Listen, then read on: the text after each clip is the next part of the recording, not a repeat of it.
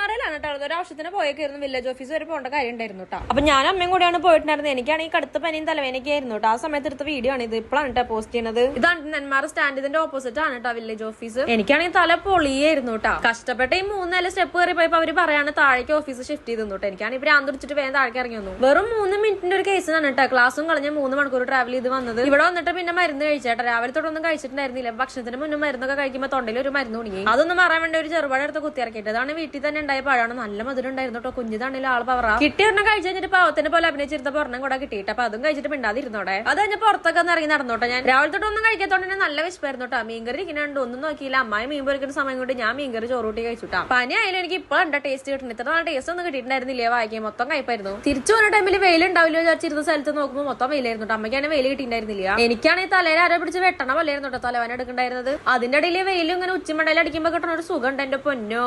അങ്ങനെ നമ്മളെ KSRTC stand എത്തിയിട്ട് തൃശ്ശൂർ എത്തിയപ്പോ ഡയറക്ടർ പറഞ്ഞു, അല്ല ഡയറക്ടർ അല്ല ഡ്രൈവർ പറഞ്ഞു 5 മിനിറ്റ് നിർത്തിയിട്ട് എന്തെങ്കിലും വേണമെങ്കിൽ എടുത്ത് കഴിച്ചോളാൻ. ഒന്ന് തണുപ്പിക്കാൻ വേണ്ടി ഒരു ഓറഞ്ച് ജ്യൂസ് ഒരു ലീസും കഴിച്ചിട്ടുണ്ടായിരുന്നു കേട്ടോ. ടേസ്റ്റ് ഉണ്ടായിരുന്നില്ല. ഒരാഴ്ചക്ക് ശേഷം അച്ഛൻ ഇന്നാണ് കേട്ടോ വീട്ടിൽ വന്നത്. വരുമ്പോ അച്ഛൻ നല്ല കിടിലും സ്റ്റാർ ബിരിയാണി കൊണ്ടുവന്നിട്ടുണ്ടായിരുന്നു കേട്ടോ. എപ്പോഴും തമിഴ്നാട് പോയിട്ട് വരുമ്പോൾ കൊണ്ടുവരും. അത് ഞങ്ങൾക്ക് 4 പേർക്കും ഭയങ്കര ഇഷ്ടമാണ്. അങ്ങനെ അതും വയറ് നിറച്ച് കഴിച്ചിരിക്കുന്ന സമയത്ത് അച്ഛനും കൂടെ പുറത്ത് പോയി വന്നിട്ടുണ്ടായിരുന്നു കേട്ടോ. വരുമ്പോ അവർ കൊടുന്നതായിരുന്നു ഒരു ലോഡ് ഐസ്ക്രീം ഉണ്ടായിരുന്നു. ഒരു കട തുടങ്ങാനുള്ള സാധനം ഉണ്ടായിരുന്നു. ഞാൻ വിചാരിച്ചു എന്ത് ഇവർക്ക് പറ്റിയേത്. പിന്നെ അവർക്ക് എന്തെങ്കിലും പറ്റട്ടെ എന്ന് വിചാരിച്ചിട്ട് സാധനം പുറത്തിട്ട് നോക്കിയപ്പോൾ ഒരു പാത്രം ഫുള്ള് നിറഞ്ഞു കേട്ടോ. കൺകുളിരുന്ന കാഴ്ച കണ്ടപ്പോൾ എനിക്ക് കിട്ടിയ ഡാൻസിന്റെ സ്റ്റെപ്പ് ഒക്കെ ഉണ്ട്. എങ്ങനെ ഉണ്ടെന്ന് കമന്റ് ചെയ്യാം. അതിന് കിട്ടിയ 2 ഐസ്ക്രീം എടുത്ത് കഴിച്ച് കിടന്ന് തുടങ്ങിയിട്ട് ഞാൻ സുഖമായിട്ട്. അപ്പൊ ഇതോടെ ഇത്രയുള്ള വീഡിയോ ഇഷ്ടപ്പെട്ട ലൈക്ക് ഷെയർ സബ്സ്ക്രൈബ് ചെയ്യാൻ അടുത്തിട്ടാന്നേക്കും. Bye bye, see U.